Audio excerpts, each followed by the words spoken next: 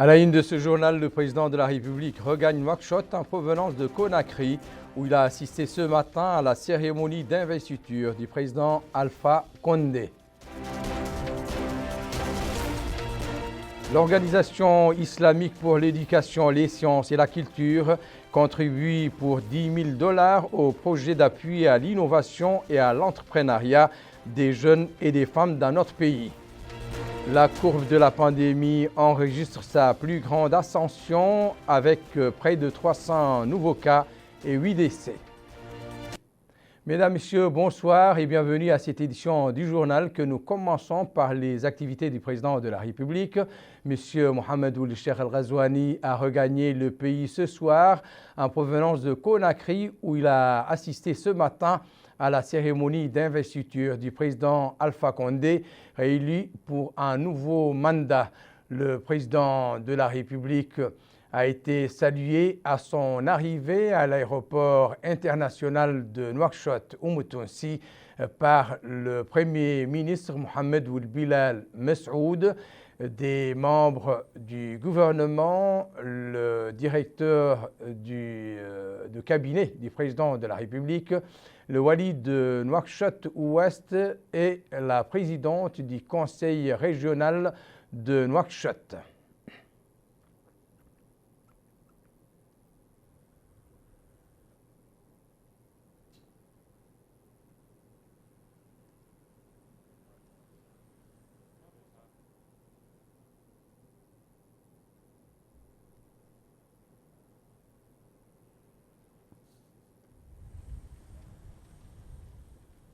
Le président de la République et plusieurs de ses pairs africains ont donc fait le déplacement de Conakry pour répondre à l'invitation de leur homologue guinéen Alpha Condé à l'occasion de son investiture officielle pour un nouveau mandat à la tête de son pays.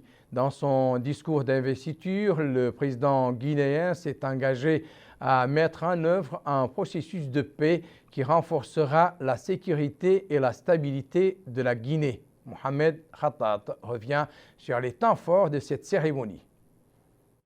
C'est dans un palais de la nation, en plein cœur de la capitale Conakry, que se sont donné rendez-vous les invités de la Guinée pour assister à la cérémonie d'investiture du président élu Alpha Condé, vainqueur de la présidentielle d'octobre dernier.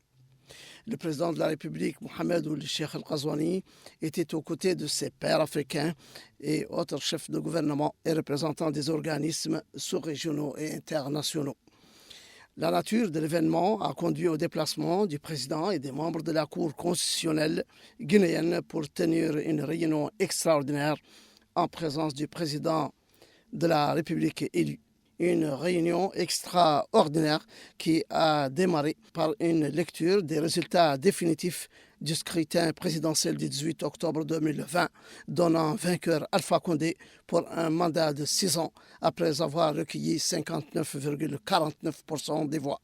Le président Alpha Condé a ensuite prêté serment devant le président de la Cour constitutionnelle, lequel avait auparavant remercié le peuple guinéen pour sa maturité politique et affirmant que les Guinéens sont satisfaits de ce qui a été réalisé. Décoré de la grande médaille du mérite national, le président Alpha Condé a remercié les chefs d'État et de gouvernement ainsi que tous les autres invités ayant fait le déplacement pour assister à son investiture malgré le contexte pandémique de la COVID-19. Il a ensuite déclaré à l'adresse des Guinéens: « Vous avez été à la hauteur du défi et vous avez montré votre degré d'éveil face aux exigences de cette étape et votre engagement à préserver les intérêts de la nation. » La cérémonie d'investiture sera clôturée par des prises de photos de famille et de souvenirs pour les invités de Conakry et des félicitations et congratulations au président Alpha Condé. $10 000 pour financer les actions du projet de lutte contre la pandémie de la COVID-19 à travers l'appui à l'innovation et à l'entrepreneuriat des jeunes et des femmes. C'est le montant de la convention conclue entre l'Organisation islamique pour l'éducation, les sciences et la culture et la Commission nationale de l'ICESCO, et sur laquelle le ministre de la Culture, de l'Artisanat et des Relations avec le Parlement a opposé sa signature en sa qualité de président de la Commission nationale pour l'éducation, la culture et la science. Abdelrahman Hamedan. C'est dans le cadre de la lutte contre les répercussions négatives de la pandémie du coronavirus que s'inscrit cette cérémonie virtuelle de signature de l'accord du lancement des projets de lutte contre la pandémie de la COVID-19 à travers l'appui à l'innovation et l'entrepreneuriat des femmes et des jeunes.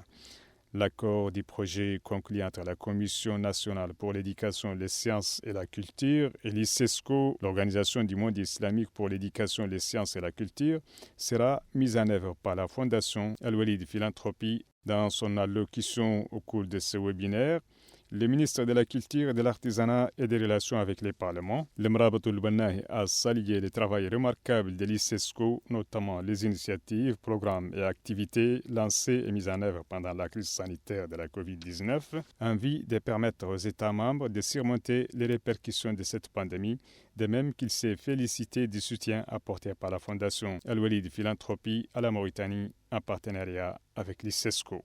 Au terme de la cérémonie, un mémorandum d'entente sur les phases de mise en œuvre du projet a été signé dans le but de développer l'esprit d'innovation et d'entrepreneuriat chez les femmes et les jeunes mauritaniens et soutenir les secteurs privés et les entrepreneurs. Au niveau de l'Assemblée nationale, la Commission des finances de cette Chambre continue de passer au peigne fin les budgets des structures étatiques pour l'année 2021. La Commission a pris connaissance aujourd'hui des différents chapitres qui constituent les budgets des ministères de la Santé et de l'Emploi, de la Jeunesse et des Sports dans le cadre du projet de la loi de finances initiale pour l'année 2021. Le ministre des Finances, M.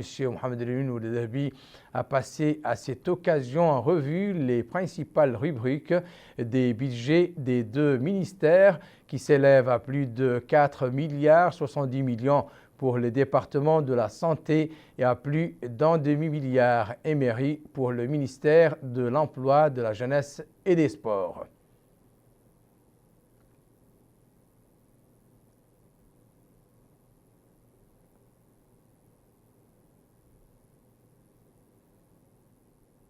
La Commission des finances de l'Assemblée nationale a également suivi un exposé du ministre de la Culture, de l'Artisanat et des Relations avec le Parlement, M. le Mrabatul Bannahi, centré sur les différents chapitres du budget de son département pour l'année 2021, lesquels s'élèvent à plus de 900 millions MRU.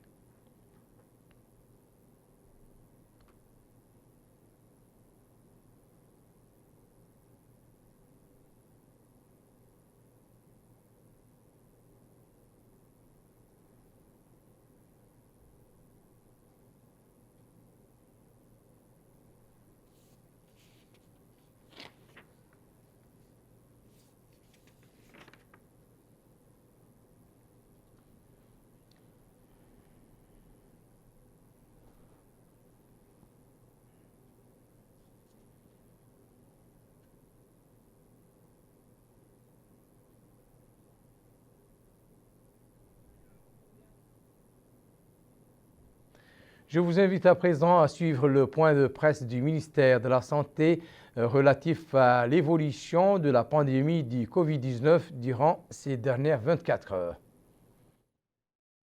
296 nouveaux cas Covid-19 ont été enregistrés durant les dernières 24 heures, dont 53 cas parmi les contacts et 241 cas communautaires. 2 cas importés. 130 nouvelles guérisons ont été enregistrées durant les dernières 24 heures et malheureusement 8 décès.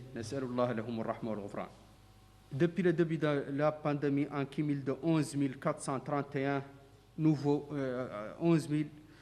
431 cas Covid-19 ont été enregistrés, dont 8 386 parmi les contacts et 2 860 cas communautaires et 185 cas importés.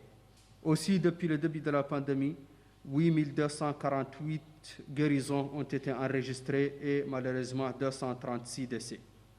Aujourd'hui, les cas actifs sont au nombre de 2947, dont 2828 cas asymptomatiques, 72 avec des symptômes simples et 47 avec des symptômes graves. La distribution de nouveaux cas selon les Muqata'a: 2 nouveaux cas ont été enregistrés à Timbadra, 3 à La'youn, 1 à Koubani, 2 à Kifa, 1 à Arkiz, 1 à Rosso, 2 à Atar, 4 à Nouadhibou, 17 au Ksar, 1 à Sabkha. 154 nouveaux cas ont été enregistrés à Tafraq Zaina, 33 à Dar Naïm, 22 à Tayaret, 14 à Toujounine, 31 à Aravat, 2 nouveaux cas à El Mina et 6 nouveaux cas dans la Muqata'a de Riyad. Aussi, dans les dernières 24 heures, 1221 tests ont été réalisés, dont 94 tests de suivi et 1127 tests de diagnostic, distribués sur 985 tests rapides TDR et 527 PCR. Durant les dernières 24 heures, 121 nouveaux tests ont été réalisés à Hod Sharqi, 57 à Hod Gharbi, 145 à L'Aqsaba, 23 au Gorgol, 64 au Brakna, 64 aussi au Trarza, 19 à l'Adrar, 49 à Dakhlet Nouadhibou, 11 nouveaux tests à Otaga, 53 à Gidimaka, 17 nouveaux tests à Tir Zamour, 29 à Inchiri, 717 nouveaux tests ont été réalisés à Nouakchott Ouest, 201 à Nouakchott Nord et 149 à Nouakchott Sud. Le cumul des tests réalisés depuis le début de la pandémie est de 121 345, dont 17 128 tests de suivi et 104 217 tests de diagnostic, distribués sur 87 176 tests rapides TDR et 17 798 PCR. Et afin d'infléchir la courbe de cette pandémie, l'effort national de sensibilisation sur le respect des gestes barrières se poursuit sans relâche. Aucun endroit n'est épargné, particulièrement les lieux vers lesquels converge un grand monde, à l'image du marché de Nouakchott, ainsi que les lieux de grande fréquentation dans les villes de Zouérat et de Mbout. Mohamed Khattab. La wilaya de Nouakchott Nord qui croule sous sa 3e semaine de la seconde vague de contamination liée à la pandémie de la Covid-19.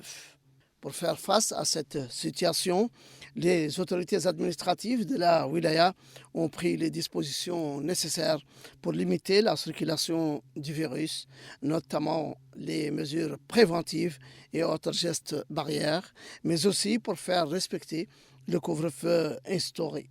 Au centre médical de Tayaret, où un pavillon est dédié aux tests Covid, les équipes médicales veillent au bon fonctionnement de cette structure sanitaire.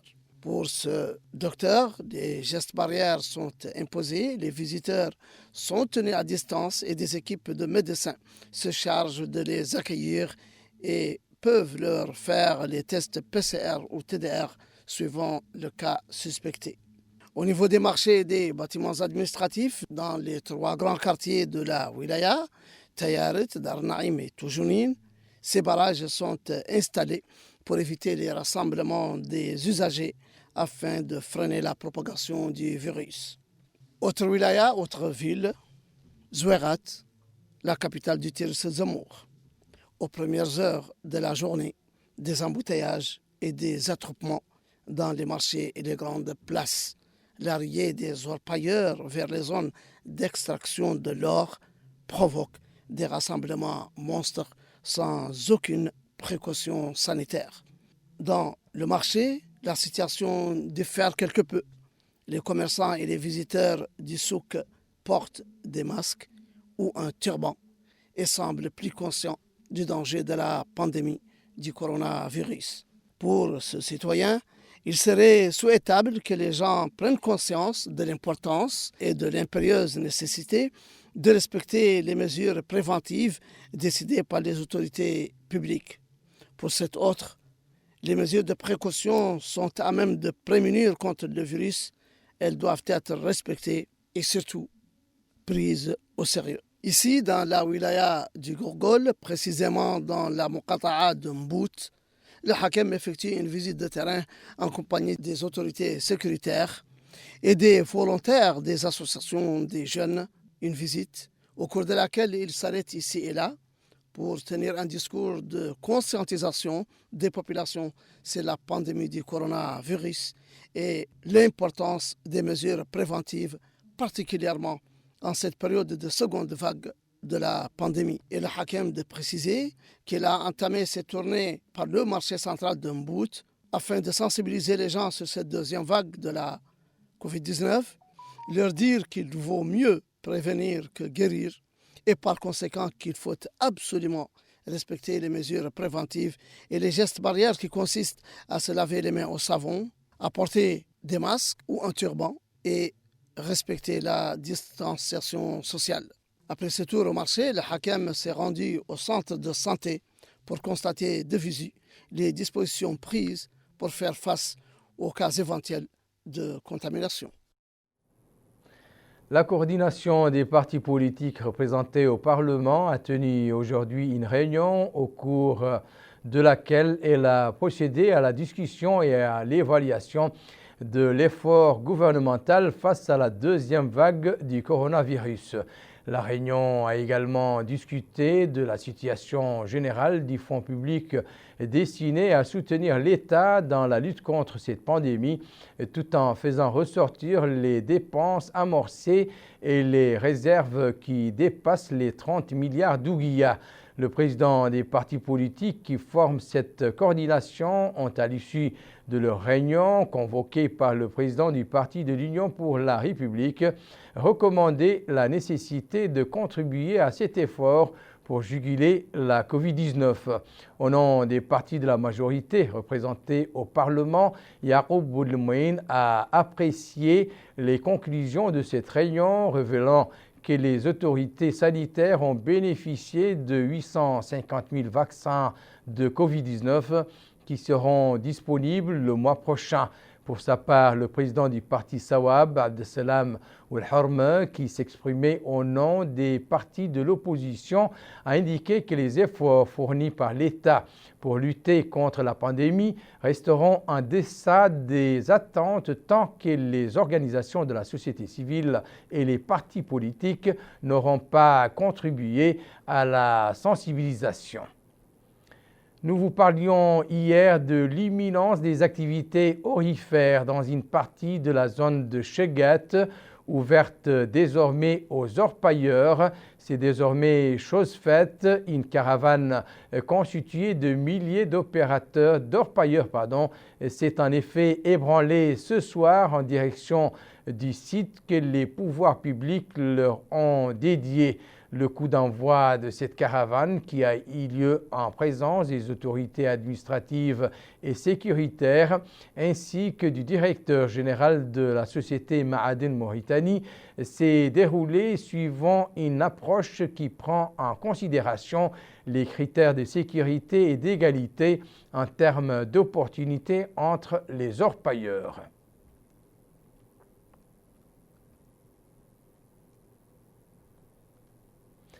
Plus à l'est et précisément en Éma, la préoccupation du Croissant Rouge mauritanien consiste à doter la wilaya du Hod-e-Charqi d'une équipe solidement formée dans le domaine de la protection civile. C'est dans ce cadre que l'équipe nationale d'intervention en cas de catastrophe a débuté hier une formation destinée à lui faire acquérir les techniques lui permettant de répondre aux épidémies en situation d'urgence. El Haj Abdullahi Eddine. Cet atelier de formation au profit de l'équipe nationale des réponses aux catastrophes était organisé par le Croissant Rouge mauritanien. L'atelier s'inscrit dans la mission du Croissant Rouge visant à affronter les catastrophes en situation d'urgence, y compris la pandémie du coronavirus. En supervisant l'ouverture de cet atelier, le wali de Houd al-Sharqi, M. Cheikh Abdallah Oulawa, a exprimé son appréciation du rôle joué par le Croissant Rouge mauritanien au niveau d'Al-Houd al-Sharqi. Le wali a invité les participants au redoublement d'efforts de conscientisation des citoyens contre la pandémie du coronavirus qui sévit actuellement. Il les a appelés à être présents dans toutes les localités de la wilaya, à travers des campagnes de sensibilisation pour toucher le maximum des citoyens. Parallèlement à cet atelier de formation, le Croissant Rouge mauritanien a mené une opération de désinfection dans la ville de Néma, une opération qui a principalement ciblé les mosquées de la ville. Les volontaires du Croissant Rouge mauritanien ont déclaré que leur organisme effectue un programme conjoint avec les autorités administratives et sanitaires de la wilaya. Ce programme vise en premier lieu les marchés et les lieux publics, y compris les lieux de culte et les endroits de rassemblement, déclare ce volontaire. Au cours de la nuit, les opérations de désinfection se sont poursuivies. Elles étaient assurées par des équipes de terrain relevant du Croissant Rouge mauritanien dotées d'équipements de désinfection et des produits chimiques de stérilisation. L'équipe nationale des réponses aux catastrophes œuvrera durant une semaine afin de désinfecter les endroits les plus fréquentés par les populations. L'équipe procédera également à la distribution des masques et des produits d'hygiène aux citoyens de la wilaya. À Gouraï, dans le sud-est du pays, l'effort de sensibilisation des citoyens sur le danger de la pandémie du coronavirus se poursuit sur le terrain et à travers les réunions tenues par les responsables administratifs avec les représentants des organisations de la société civile. Ces derniers ont été édifiés par le wali du Guidimara sur les dernières mesures préventives. Aminata Khan. Évaluer la situation actuelle et sensibiliser les populations sur l'importance de l'application stricte des mesures de prévention, c'est la quintessence de cette visite du wali de la wilaya du Guidimara, Tayyib Ould Mohamed Mahmoud. À Gouraï, relevant de la Muqata'a de Qabou, le wali a présidé une réunion avec les imams des mosquées, les notables et les représentants des associations, appelant l'assistance à la conjugaison des efforts pour relever le défi à travers la sensibilisation contre le danger que représente la propagation de la pandémie de la COVID-19. Durant toutes ces étapes, le wali a exhorté à la nécessité de respecter les mesures de précaution et de prévention comme le port du masque, la distanciation sociale, le lavage des mains à l'eau et au savon et l'aération des bureaux. Lors de la réunion, les discussions ont porté sur l'évaluation de la situation actuelle et sur l'application stricte des mesures de prévention ainsi que sur l'opérationnalité des staffs de la santé et de la disponibilité des médicaments pour faire face à la propagation de la pandémie. Au cours de sa tournée, le wali était accompagné par le vice-président du conseil régional et les représentants des autorités administratives municipales et sécuritaires dans la wilaya. Nous restons avec Aminata Khan qui nous a fait le compte rendu sur la clôture de la formation qui a profité durant 2 semaines à 50 agents vétérinaires issus des wilayas de Lassaba, du Guidimara et de Darlet Nouadhibou. Formation qui avait pour cadre l'École nationale de formation et de vulgarisation agricole. Les rideaux sont tombés sur ce séminaire de formation organisé au profit de 50 agents vétérinaires des wilayas de Lassaba, du Guidimara et de Nouadhibou.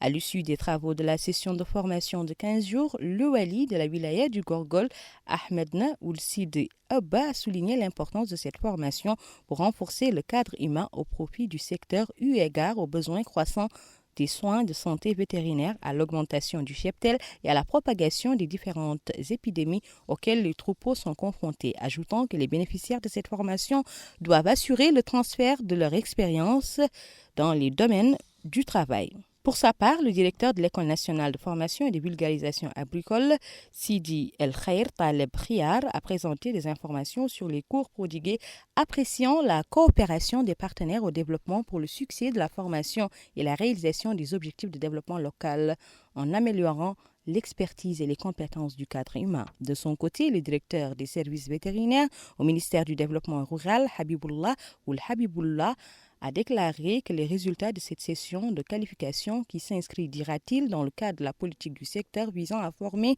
le personnel vétérinaire au niveau des différentes wilayas du pays. Enfin, le représentant du projet d'appui au système pastoral, Boubacar Oulbaba, a souligné l'importance du partenariat distingué entre le projet et le secteur du développement rural. À noter que ce projet a contribué à l'octroi d'une trousse médicale vétérinaire à chaque bénéficiaire contenant des médicaments et des outils nécessaires pour le travail sur le terrain. Le rappel à présent des principaux titres de cette édition. Le président de la République regagne Nouakchott en provenance de Conakry où il a assisté ce matin à la cérémonie d'investiture du président Alpha Condé.